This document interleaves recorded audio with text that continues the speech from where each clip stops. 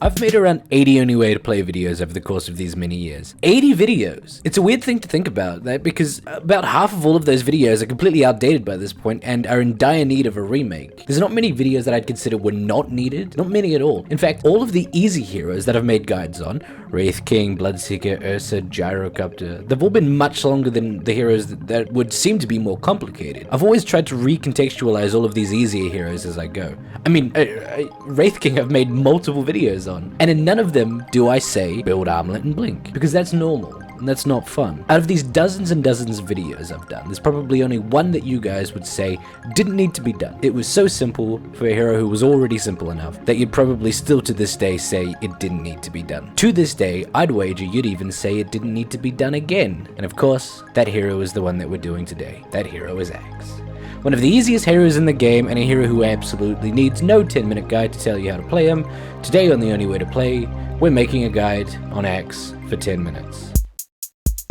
Oh god, no, seriously, this is really good and worth it. The Axe guide of yore was the basic how-tos of jungling with him, item timings, when to build Blink, when to instead get 4 stuff, how to do the Tranquil Boots trick, all that jazz. Probably stuff that you already knew, right? But this guide has us filling our inventory with mangoes, maxing battle hunger, and rushing phase boots. If that doesn't pique your interest, I don't know what will, eh? Axe has gone through a lot of changes lately. Good changes, I think. And it's not stopping anytime soon. The only way it really could is if all of a sudden everybody started playing Axe this different way. But it's not happened yet. And I don't think it will. Maybe we see it at TI8 a couple of times, but we'll see. Long gone are the days of a carefree jungle Axe. Now we're pulling the hard yards on the offlane. And doing pretty well at it too. Lately, every single buff coming Axe way is directed towards battle hunger, and with his new Ags upgrade from a while back not really being used and directly being involved with battle hunger, I think IceFrog really wants to convince us that it is good and to finally pick it up, because turns out, it's amazing. It's weird, in the Ags video I did a while back, I listed Ags upgrade at 60 or so, which makes it like C tier? I don't know, I don't think that's really true anymore. If you build specifically for it, then it's sort of great, like A tier great. So let's build for it. I know I did this already in the other video, but that sort of means that we can really get specific and talk about when to pick Axe in this exact context. We already know the broad strokes, right? Pick him against delusions, pick him against multiple summons, heroes who attack fast, heroes who clumps, and heroes who are dazzle. And then don't pick him against heroes who deal damage through spells, heroes who attack really slow, heroes who counter high HP heroes because Axe is a high HP hero, and funnily enough, again, heroes who are Dazzle. Dazzle's an interesting beast. He and Axe are like fire and ice. Who would win? I mean, you'd say right away, fire. Fire melts ice, but no. After that, the ice turns to water, the water engulfs the flames and puts out the fire. So, who won? Fire for melting the ice, or ice for adapting to the situation and putting out the fire? Regardless of what you think, in the end, there's no fire, no ice, and you've got a very large puddle. So, is Dazzle fire or ice in that scenario? I don't know. Yeah, right off the bat, Axe beats Dazzle, right? I mean, of course he would. Culling Blade goes through Shadow Grave, everybody knows this. And you don't grave someone unless they're low. If they're low and have been graved, they're in the threshold for a Culling Blade proc. But, to get to that point, Axe and Dazzle would have had to go through a laning stage. Axe farms by running into the middle of many enemy units as much as he possibly can, but Dazzle doesn't stand next to other units. He's a long-range hero who sticks at the back. For Axe to farm, he has to put himself in a position of being surrounded by enemy units, which is exactly what Dazzle wants his enemies to do. Shadow Wave can deal up to 980 damage to a single unit at level 4. 980 physical damage if it bounces off of 6 units. Axe would wish he got a Berserker's Call on 6 units, but then he'd be dead. So again, who wins? Who counters whom? One of life's great mysteries, eh? Specifically for our Axe, going Battle Hunger phase and offlane, we are best against melee heroes who depend on last hitting with attacks. Doubly so if they have really poor base damage, like a Spectre or something. The best possible place to be is on a lane where we can guarantee the enemy can't last hit once. The second tier would pretty much pair up with that perfectly, because it consists of supports who can't deal whopping amounts of damage to harass us away from the creep wave. Like Rubik. Rubik would probably be the best example. His stun has no damage and his nuke costs lots of mana. And third would be heroes that just can't kill you fast enough. Heroes with an insane amount of burst damage but major cooldowns afterwards.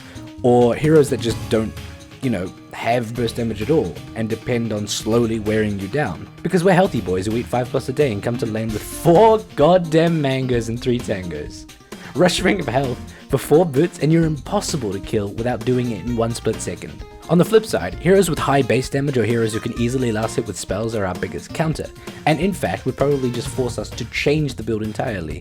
But we're stubborn and like a challenge, right? So we won't. We'll just play around it.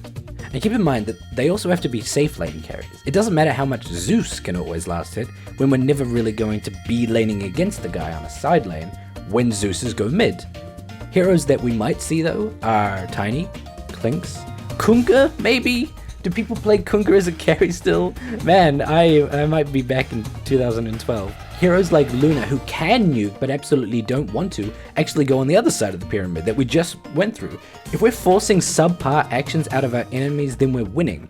And there aren't that many safe laners who don't specifically depend on last hitting with raw physical attack damage. And then under that would just be an add-on to that list, but heroes who are ranged, or at least ranged enough to not be hit by counter helix. Clinks again.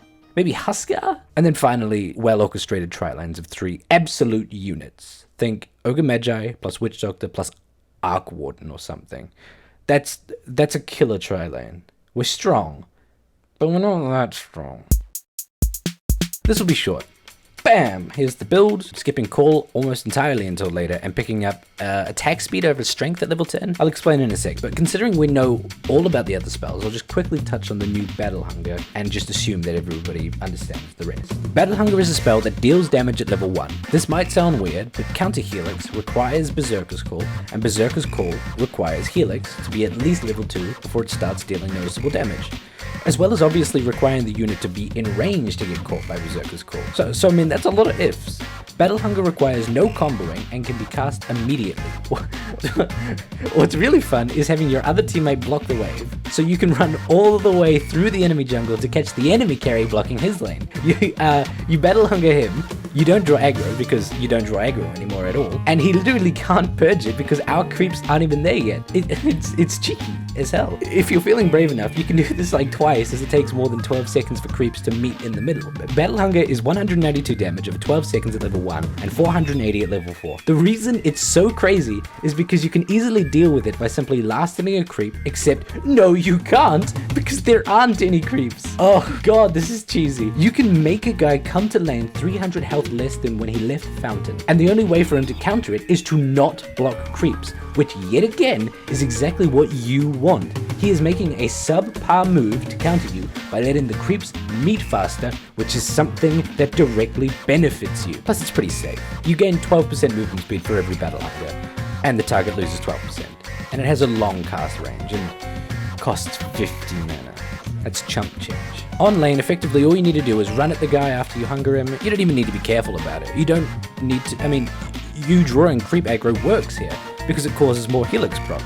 And even more, you can actively punish polite supports, which I should be against. I don't want to punish good habits. It causes people to adapt and lose those good habits. But still, if you know that support won't last hit because he's a nice guy who wants to support his carry and let his carry get the last hits, Battle Hunger the support. It's really cruel, but you are being zoned by a guy pushing you away from creeps and out of experience range, which also means he's out of experience range and creeps, and is now taking 192 extra damage. It might just be enough to push him away, all the way back, and let you get back into range. It also works under tower. Axes of yore were choked out by the fact that the creep wave entering tower range means that you can't put yourself in front of the creep wave, because the tower would wail on you.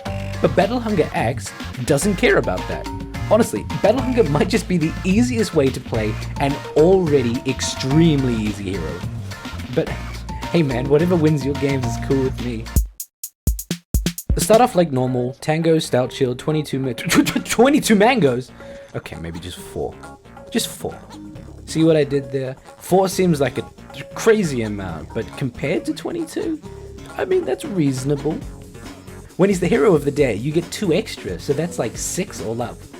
Boy, like at that point, you've got a nice smoothie going. The idea is to utilize the, well, let's face it, crazy health regen to cost ratio for these, and then rush Ring of Health to double down on it. Boots or Ring of Health first, depending on if you're offensive or defensive. With 12% buffs from Battle Hunger, boots are even better. And then of course for that same reason, we up those boots to phase and get Vanguard. And here's the greatest thing about this build over the normal one. You can help any lane at any point in the game. You don't need Blink because you don't need to be in the middle of people with call. You can pressure 2,250 gold earlier and then only go Blink if you actually want it, rather than because you need it to get a call on. At this point, I'd personally go for Ags instead, for the exact same reason that it gives damage reduction and an AoE battle hunger. Getting it this early means that 480 damage is 60% of someone's HP, rather than 2% of it ultra late game. And I mean, dude, getting this on 5 people, at least one of them isn't gonna have a creep to hit to remove it. And then with the damage reduction, you take your pick of Crimson Guard or Pipe. 30% damage reduction includes all damage, even pure. Figure out what damage type the enemy does the most and build towards countering that. Ta-da! You have now built Axe as a better, redder Underlord. Really, like, I can't think of a thing that Underlord now does better than Axe. Ooh. Okay. The only thing Underlord really has on Axe is that he's way more uglier than him. And that's a sad thing to be famous for. Poor Underlord.